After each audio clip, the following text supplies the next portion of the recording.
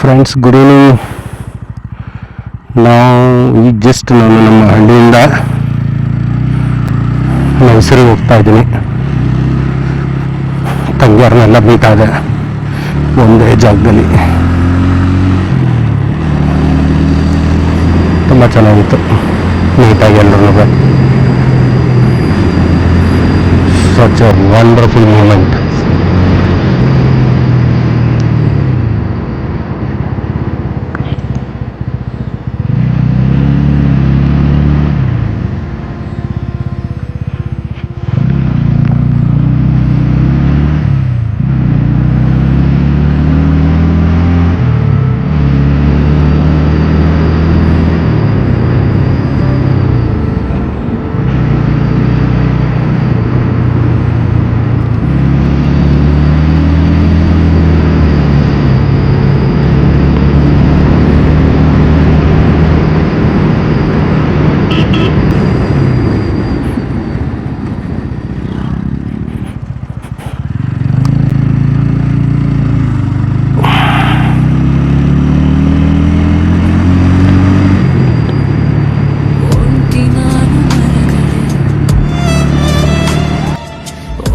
ನಾನು ಎಲೆಗಳೇ ಕೊಕ್ಕಿನಲ್ಲಿ ತಿಂಡಿಯ ಗುಟುಕು ನೀಡು ಹಕ್ಕಿಯೇ, ಸ್ವಲ್ಪ ಉಳಿಸಿ ತಿನಿಸೆಯ. ನನಗೂ ಹಸಿವಿದೆ ಕಾಣೆ ತಾಯಿ ಲಾಲಿಯ.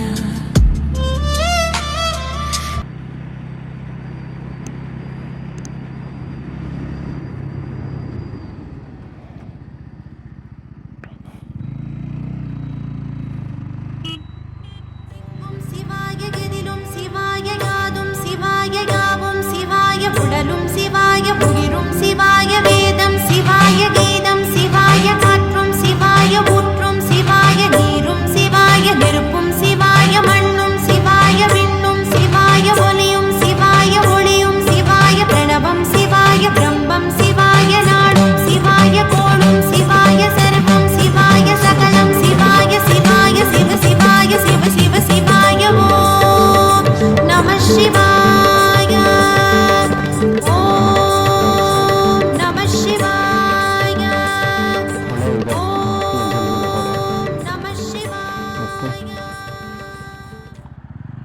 ತುಂಬ ಚೆನ್ನಾಗಿ ಮಾಡಿದ್ದಾರೆ. ಇದೆ ನೋಡಿ ಫ್ರೆಂಡ್ಸ್, ನಂಜನಗೂಡು.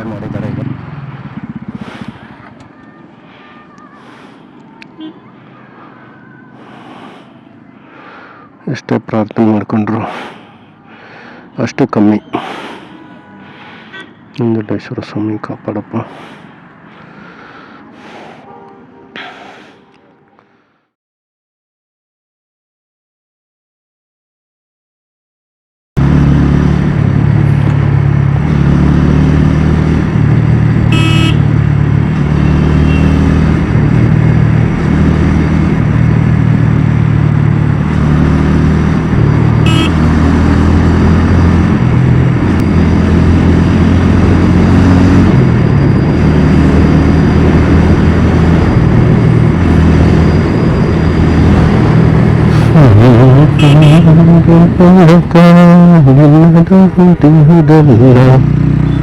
ಸೂತ್ರಧಾರಿಯನು ನಾ ಪಾತ್ರಧಾರಿ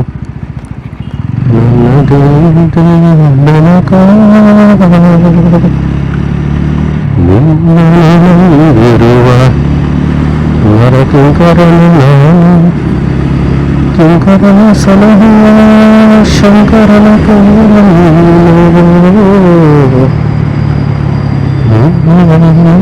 ಇರುವ ನರಕಿಂಕರನ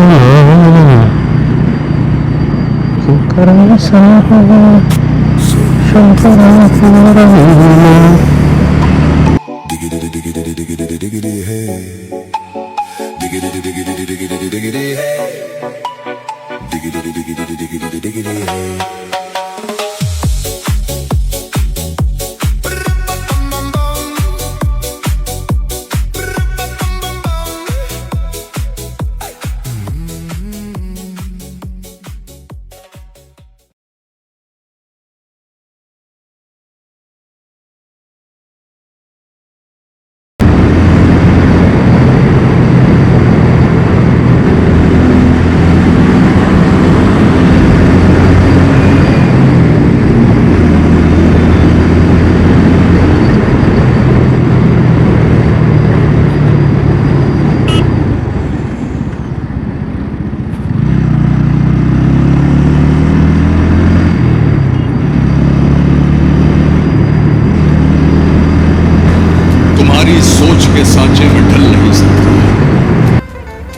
जबान काट लो लहजा बदल नहीं सकता, तुम्हारी सोच के सांचे में डल नहीं सकता।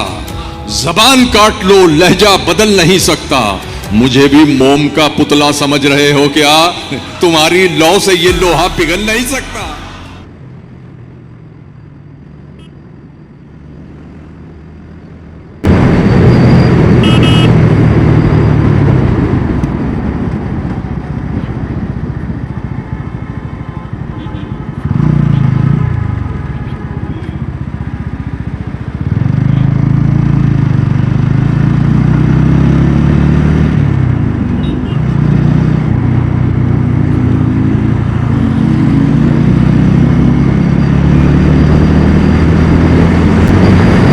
ನಂಜನಗೂಡಿಂದ ಮೈಸೂರಿಗೆ ಏನೋ ಒಂದು 20 ಮಿನಿಟ್ಸು ಆಗಲ್ಲ, 15 to 20 ಮಿನಿಟ್ಸ್ ಒಳಗೆ ಬಂದಿರ್ತೀವಿ.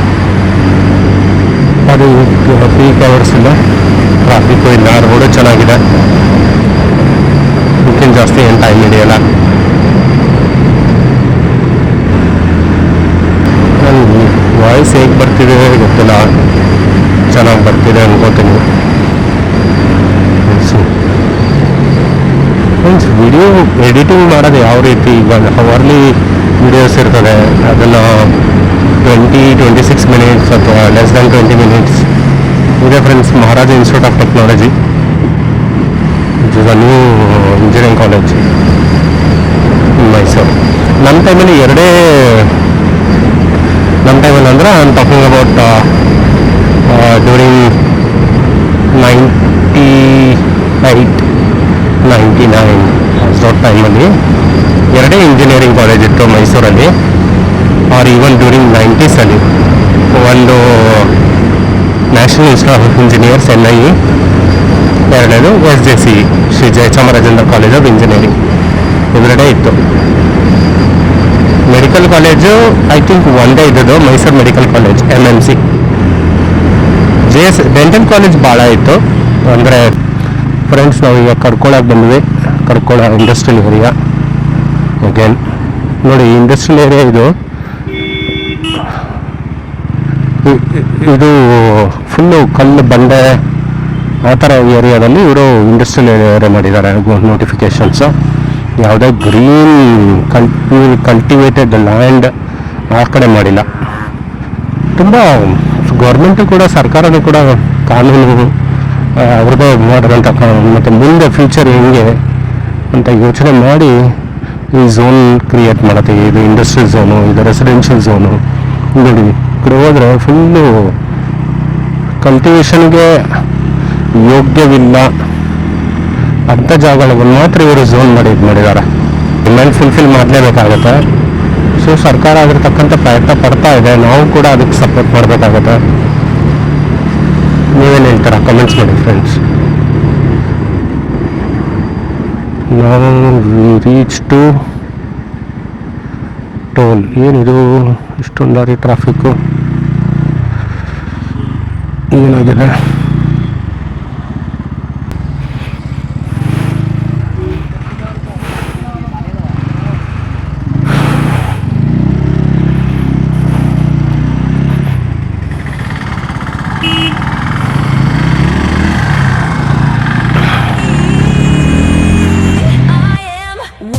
Abundance, I open the door.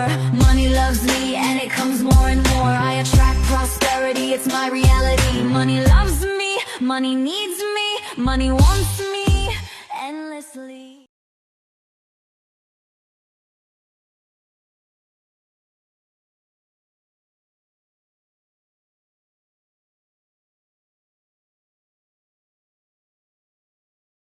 ಬೇರೆ ಬೇರೆ ಫ್ಲೈಟ್ಸ್ಗಳು ಈಗ ಸರ್ವಿಸ್ ಶುರು ಮಾಡಿರ್ಬೋದು. ಫ್ರೆಂಡ್ಸ್, ನಿಮ್ಗೆ ಏನಾರು ಗೊತ್ತಿದ್ರೆ ಕಮೆಂಟಲ್ಲಿ ತಿಳಿಸಿ ಯಾವ್ಯಾವುದಿದೆ ಅಂತ. ಇದು airport still airport authority of India ಅವರೇ ಮೇಂಟೈನ್ ಮಾಡ್ತಾ ಇದ್ದಾರೆ.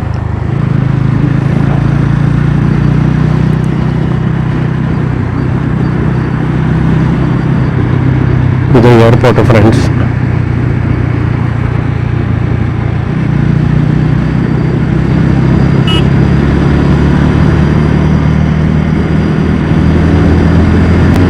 ಫ್ರೆಂಡ್ಸ್, ನಿಮಗೆ ಮೈಸೂರು ಚಾಮುಂಡಿ ಬೆಟ್ಟ ಮುಂದೆ ಕಾಣುತ್ತೆ. ನಿಮಗೆ ತಾಯಿ ಚಾಮುಂಡೇಶ್ವರಿ ದೇವಸ್ಥಾನದ ಗೋಪುರನೂ ಕಾಣಬಹುದು ಅಂದ್ಕೊಳ್ತೀನಿ. ಇವತ್ತು ಊರಿಗೆ ಹೋಗಿ ತುಂಬ ಖುಷಿ ಆಯಿತು, ಎಲ್ಲರೂ ಒಟ್ಟಿಗೆ ಮೀಟ್ ಆದಂಗೆ ಆಯಿತು.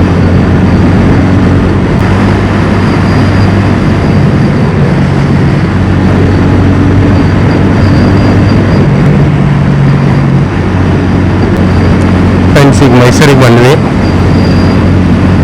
ಸೊ ನಾನೀಗ ರಿಂಗ್ ರೋಡ್ ಮೇಲೆ ಹೋಗಲ್ಲ, ನಾನು ಸಿಟಿ ಒಳಗಡೆ ಹೋಗ್ತೀನಿ. ನಿಮ್ಗೆ ಸ್ವಲ್ಪ ಮೈಸೂರು ಸಿಟಿ ತೋರಿಸ್ಲಿಕ್ಕೆ ಪ್ರಯತ್ನ ಪಡ್ತೀನಿ. ನೋಡಿ ಫ್ರೆಂಡ್ಸ್, ಲೆಫ್ಟಿಗೆ ಹೋದರೆ ನಾವು ಇದಕ್ಕೆ ಹೋಗ್ಬೋದು. ನಾನು ಸ್ವಲ್ಪ ಸಿಟಿಗೆ ಹೋಗೋಣ, ಸಿಟಿನ ತೋರಿಸೋಣ ಅಂತಿದ್ದೀನಿ. ಹೋಗೋದೇ ಬೇಡವಾ, ಅಥವಾ ಇದು ಹೈವೇ ಮೇಲೆ ಹೊಟ್ಟೋಗ್ಲಾ, ರಿಂಗ್ ರೋಡ್ ಮೇಲೆ ರಿಂಗ್ ರೋಡ್ ಮೇಲೆ ಹೊಟ್ಟೋಗ್ಲಾ. ರೈಟ್, ಚಲೋ. ಟ್ರಾಫಿಕ್ ಆಗುತ್ತೆ ಮೈಸೂರು, ರಿಂಗ್ ರೋಡ್ ಮೇಲೆ ಹೊಟ್ಟೋಗೋಣ.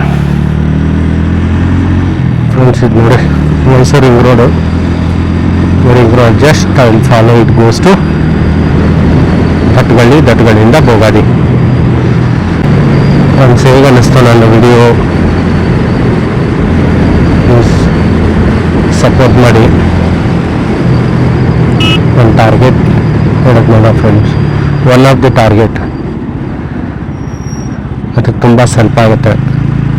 12 ಜ್ಯೋತಿರ್ಲಿಂಗ, 18 ಮಹಾಶಕ್ತಿ ಪೀಠ, 4 ಚಾರ್ಧಾಮ್ ಯಾತ್ರಾ, ಪ್ಲಸ್ ಫ್ಯೂಚರ್ಲಿ ಇಂಟರ್ನ್ಯಾಷನಲ್ ಟ್ರಿಪ್ ಎಲ್ಲ ಇದೆ.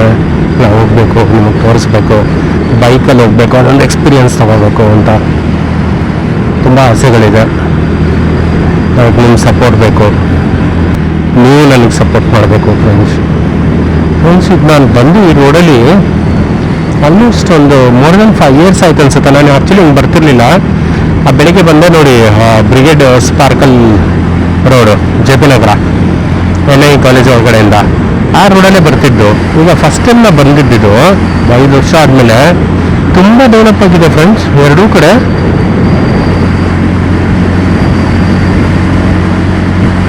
ಎಷ್ಟು ಡೆವಲಪ್ ಆಗ್ತಾ ಇದೆ ಅಂದರೆ, ಶಾಪಿಂಗ್ ಕಾಂಪ್ಲೆಕ್ಸ್ ಇರ್ಬೋದು, ಗ್ರಾನೈಟ್ ಶೋರೂಮ್ಸ್ ಇರ್ಬೋದು, ಬಿಸ್ನೆಸ್ ಎಸ್ಟಾಬ್ಲಿಷ್ಮೆಂಟ್ ಇರ್ಬೋದು, residential or hospital or even refreshment centres ಇರ್ಬೋದು, ತುಂಬ ಓಪನ್ ಆಗ್ತಾ ಇದೆ, ಓಪನ್ ಆಗಿದೆ.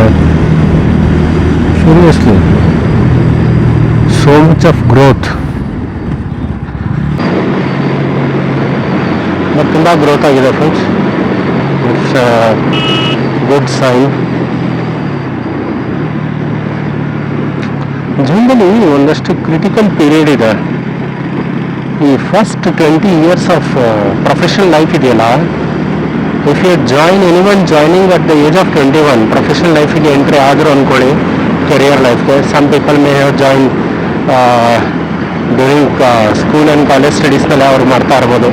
Some people may do that ಅರ್ಲಿನೇ ಶುರು ಮಾಡಿರ್ಬೋದು. ಬಟ್ ಅವರು ಶುರುನಲ್ಲಿ ಮಾಡ್ತಾರಲ್ಲ, plus at the age of 21 ಆದಮೇಲೆ ಅವ್ರೇನು ಜಾಬಿಗೆ ಪ್ರೊಫೆಷನ್ಗೆ ಹೋಗ್ತಾರಲ್ಲ, ನೆನೆಸ್ಕೊಂಡ್ರೆ ಫಸ್ಟ್ 20 years ತುಂಬ ತುಂಬ ತುಂಬ ಕ್ರಿಟಿಕಲ್ ಫ್ರೆಂಡ್ಸ್.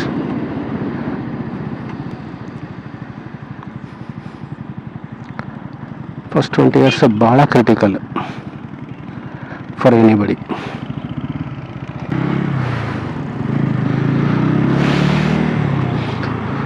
ಕಷ್ಟದಲ್ಲಿ ಯಾರಿಗೆ ಇದನ್ನೇ ಹೇಳ್ತಾರಲ್ಲ, ಹಗಲಿದ್ದಾಗ ಹಗಲಲ್ಲಿ ಬೆಳಕಿದ್ದಾಗ ಹಿಂಗೆ ಇಷ್ಟೊಂದಾಗಿ ಬೆಳಕಿದೆ, ಹಿಂಗೆ ಇರುತ್ತೆ ಅನ್ಕೋಬಾರ್ದು. ಕತ್ಲು ಬಂದೇ ಬರ್ತದೆ, ಅದಕ್ಕೆ ಪ್ರಿಪೇರ್ ಆಗಬೇಕು. ಕತ್ಲಿದ್ದಾಗ ಅಯ್ಯೋ ನನ್ನ ಜೀವನ ಕತ್ಲಿದೆ, ಮುಂದೆ ಬೆಳಕಿರಲ್ಲ, ಈಗ ಮುಗ್ದೇ ಹೋಯ್ತು ಅಂತ ಯೋಚನೆ ಮಾಡಬಾರ್ದು. ಮನಸ್ಸಿಗೆ ನೋವಾಗುತ್ತಾಗ ನನ್ನ ಜೀವನ ಕತ್ಲಲ್ಲಿದೆ, ಇನ್ನೊಂದಿಲ್ಲ ಅಂತ. ಯಾಕಂದರೆ ಕತ್ಲಾದ್ಮೇಲೆ ಅದು ಬೆಳಕೆ ಬಂದೇ ಬರುತ್ತೆ. ಇದು ಜಗತ್ತಿನ ನಿಯಮ. ಓಕೆ, ಸುಖ ಇದ್ದಾಗ ನಾನು ಸುಖದಲ್ಲಿದ್ದೀನಿ, ಮುಗೀತಿದೆ ನನ್ನ ಜೀವನ ಅಂದ್ಕೊಳಕ್ಕಾಗಲ್ಲ. ಸುಖ ಆದಮೇಲೆ ಕಷ್ಟ ಬಂದೇ ಬರ್ತದೆ. ಕಷ್ಟ ಬರುತ್ತೆ ನಮಗೊಂದು ಅನುಭವ ಕೊಡೋದಕ್ಕೆ, ಅದರಿಂದ ಒಂದು ಪಾಠ ಕಲೀಲಿಕ್ಕೆ.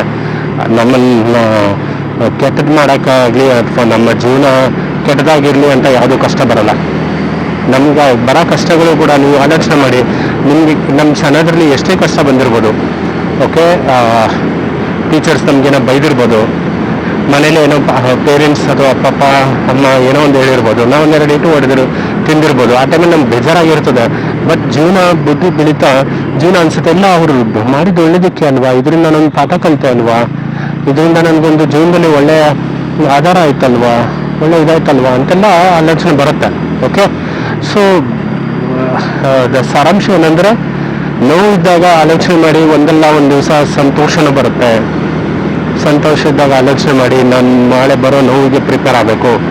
ಓಕೆ, ಇದೇ ಜಗತ್ತಿನ ನಿಯಮ, ಯಾವುದನ್ನು ನಾವು ನೆಗ್ಲೆಕ್ಟ್ ಮಾಡ್ಲಿಕ್ಕೆ ಬರಲ್ಲ. ಸೊ ಫಸ್ಟ್ 20 ಇಯರ್ಸಲ್ಲಿ ನಾವು ಏನು ಅರ್ನ್ ಮಾಡ್ತೀವಲ್ಲ, ಏನು ಜಾಬಲ್ಲಿ ನಾವು ಸ್ಟೇಟಸ್ ಅರ್ನ್ ಮಾಡೋದಿರ್ಬೋದು, ಫೈನಾನ್ಷಿಯಲ್ ಫ್ರೀಡಮ್ ಅರ್ನ್ ಮಾಡೋದಿರ್ಬೋದು, that is a very very very critical friends. ತುಂಬ ಕ್ರಿಟಿಕಲ್ ಈ ಜೀವನದಲ್ಲಿ. ಅದು ತುಂಬ ಮುಖ್ಯವಾದ ಅಂಶ ಅದು. ಅದನ್ನು ನಾವು ಲೈಟಾಗಿ ತಗೊಳಕ್ಕಾಗೋದಿಲ್ಲ. ನಾವು ವೆಲ್ ಪ್ಲ್ಯಾನ್ ಮಾಡಿ, ಡಿಸಿಪ್ಲಿನ್ ಪ್ಲ್ಯಾನ್ ಮಾಡಿ 20 ವರ್ಷ ಸೇವಿಂಗ್ ಮಾಡಿ, ಒಳ್ಳೆ ಏನೋ ಆರೋಗ್ಯಕರವಾದ, ಇನ್ನೊಬ್ರಿಗೆ ತೊಂದರೆ ಕೊಡದೇ ಇರೋಂಥ ಒಳ್ಳೆ ಸಂತೋಷವಾದ ಜೀವನ ಮಾಡ್ತೀವಲ್ಲ, ನೆಕ್ಸ್ಟು ಎಷ್ಟು ವರ್ಷ ಬದುಕ್ಬೋದು ನಾವು, ನೀವೇ ಯೋಚನೆ ಮಾಡಿ. ಈಗ ಆವ್ರೇಜ್ ಒಬ್ಬ 100 ವರ್ಷ ಮೊದಲು 120 ವರ್ಷ ಅಂತ ಇದ್ರು, ಈಗ 100 ವರ್ಷ ಬದುಕ್ತಾರೆ ಅಂದ್ಕೊಳ್ಳಿ. ಆಯಿತು, ಅಟ್ಲೀಸ್ಟ್ 80 ವರ್ಷ ಅಂತ ಇಟ್ಕೊಳ್ಳಿ. ಫಸ್ಟ್ 20 ವರ್ಷ ನಾವು ಕಲೀಲಿಕ್ಕೆ, ಎಜುಕೇಷನ್ಗೆ ಸ್ಪೆಂಡ್ ಮಾಡ್ತೀವಿ, ರೈಟ್? ಒಳ್ಳೆಯ ಕಾಲೇಜಿಗೆ ಹೋಗೋದಕ್ಕೆ, ಒಳ್ಳೆ ಎಜುಕೇಷನ್ ಪಡಲಿಕ್ಕೆ 20 ವರ್ಷ ಸ್ಪೆಂಡ್ ಮಾಡ್ತೀವಿ. ಎಷ್ಟೋ ಜನ ಮಾಸ್ಟರ್ಸ್ ಮಾಡ್ಬೋದು, ಎಷ್ಟೋ ಜನ ಬೇರೆ ಬೇರೆ ಹೈಯರ್ ಸ್ಟಡೀಸ್ ಮಾಡ್ಬೋದು.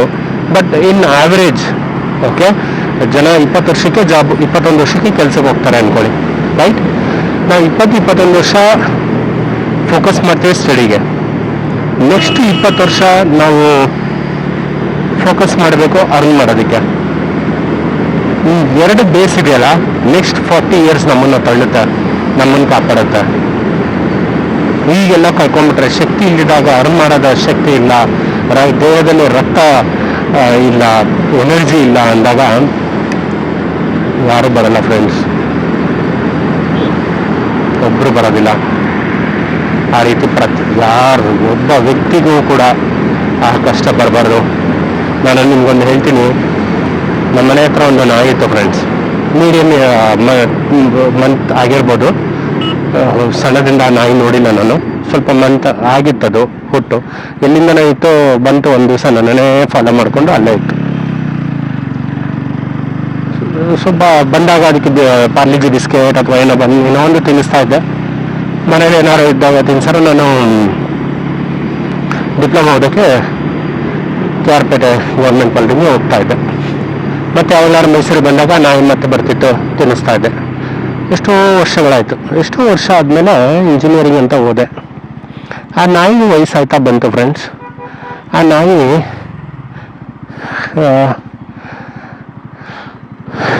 ಒಂದು ಟೈಮ್ನಲ್ಲಿ ಇಡೀ ಊರಿಗೆ ಕಿಂಗ್ ಆಗಿತ್ತು, ಇಡೀ ಬೀದಿಗೆನೆ. ಅದು ಎಷ್ಟು ಜೋರು ಮಾಡೋದು ಅಂದರೆ ಯಾರೊಬ್ರಿಗೂ ಮಾತಾಡೋಕೆ ಬಿಡ್ತಿರ್ಲಿಲ್ಲ, ಅಷ್ಟು ಸ್ಟ್ರಾಂಗ್ ಇತ್ತು. ಓಕೆ,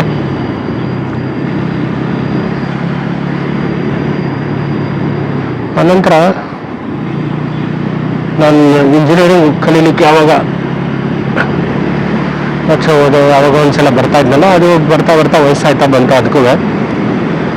ಅದಕ್ಕೇನೋ ತೊಂದರೆ ಆಯಿತು, ಕಣ್ಣಿಂದ ಏನೋ ತೊಂದರೆ ಆಯಿತು ಫ್ರೆಂಡ್ಸ್. ಇದು ನೋಡಿ, ರೈಟ್ ಸೈಡು ಚೌಲ್ಟ್ರಿ, ಇದು ಸಾರಾಭವನ್ ಚೌಲ್ಟ್ರಿ.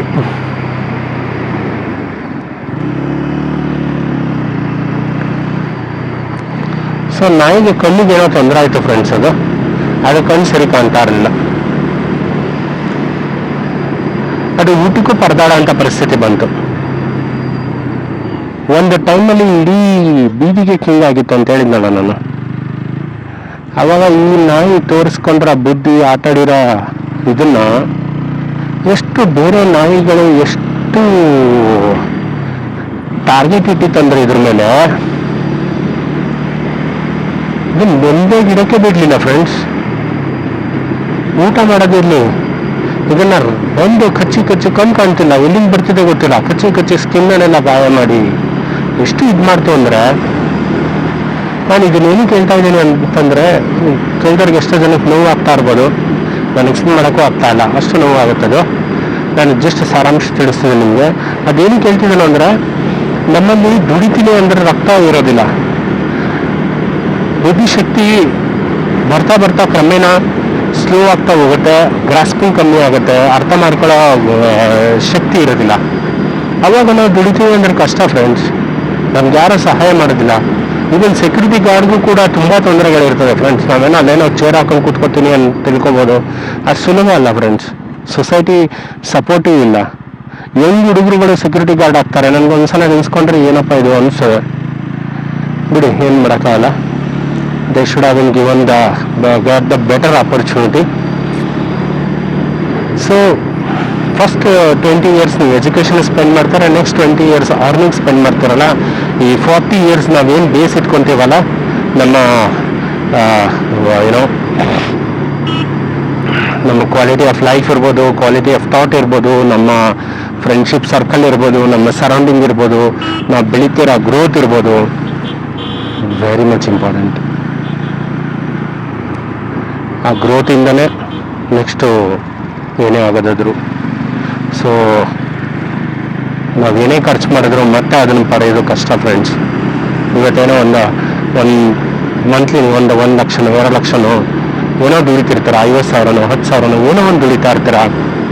ಅದನ್ನು ನೆಕ್ಸ್ಟ್ ಮಂತ್ ಬರಗಂಟ ನೀವು ಕಾಪಾಡಿಟ್ಕೋಬೇಕು. ನೆಕ್ಸ್ಟ್ ಮಂತ್ ಸಂಬಳ ನಿಮಗೆ ಸಿಗುತ್ತೋ ಇಲ್ವೋ ಅನ್ನೋದು ಗೊತ್ತಿಲ್ಲ ಈಗಿನ ಪರಿಸ್ಥಿತಿ ನೋಡಿದ್ರೆ. ಇವನ್ ಸಂಬಳ ಸಿಕ್ಕಿದ್ರು ಕೆಲಸ ಕಂಟಿನ್ಯೂಟಿ ಇರುತ್ತೋ ಇಲ್ವೋ ಅನ್ನೋದು ಶಾಶ್ವತ ಇಲ್ಲ ಫ್ರೆಂಡ್ಸ್.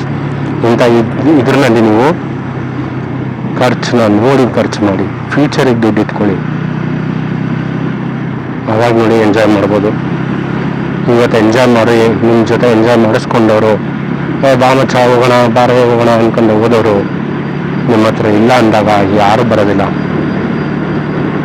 ನಾನು ತುಂಬ ನೋಡಿದ್ದೀನಿ. ನಮ್ಮ ತಾಯಿದು 3 ಸಲ ಹಾಸ್ಪಿಟ್ಲ್ ಅಡ್ಮಿಟ್ ಆಗಿದ್ರು, ಹಾಸ್ಪಿಟ್ಲ್ ಇದಾಗಿ ಅವಾಗ ಅವ್ರನ್ನ ನೋಡಿದ್ದೀನಿ.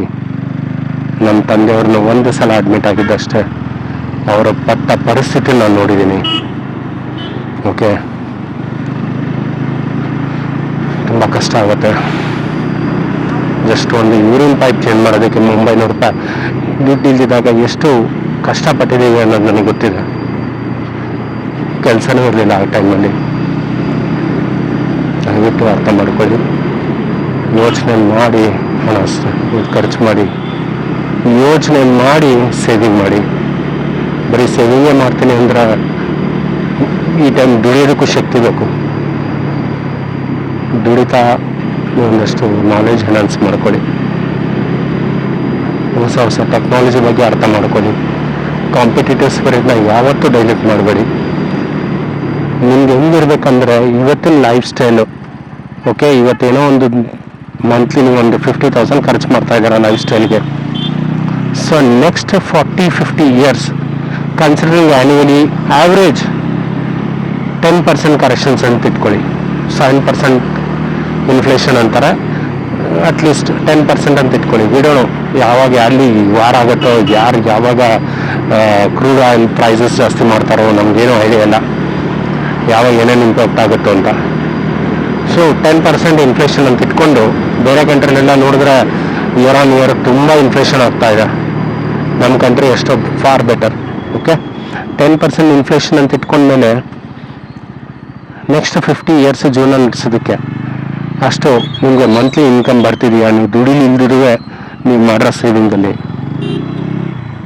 Then you are happy man.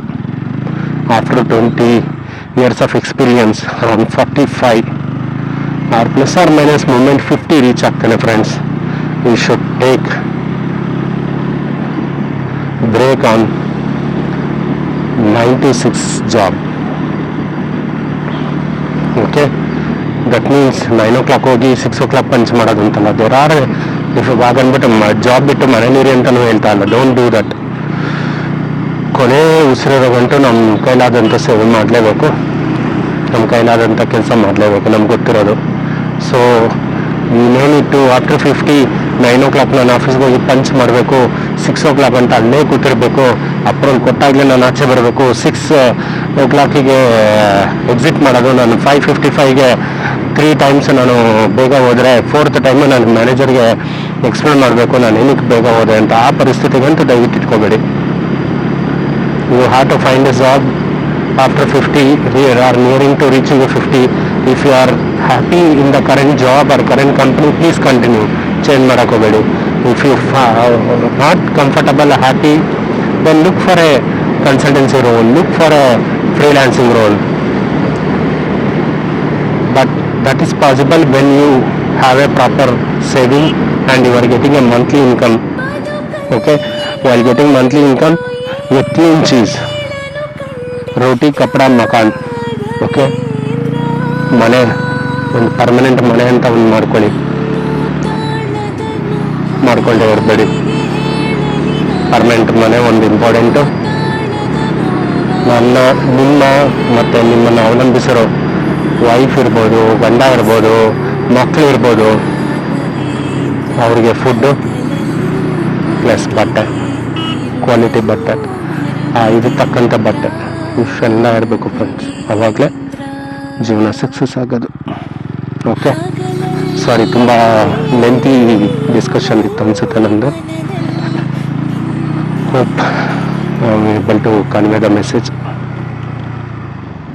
I am almost reaching my home. Thank you friends ನನ್ನ ಜೊತೆ ಇದ್ದದಕ್ಕೆ. ಬೆಳಗ್ಗೆಯಿಂದ I am reaching the home now and I am sign off now. Take care friends.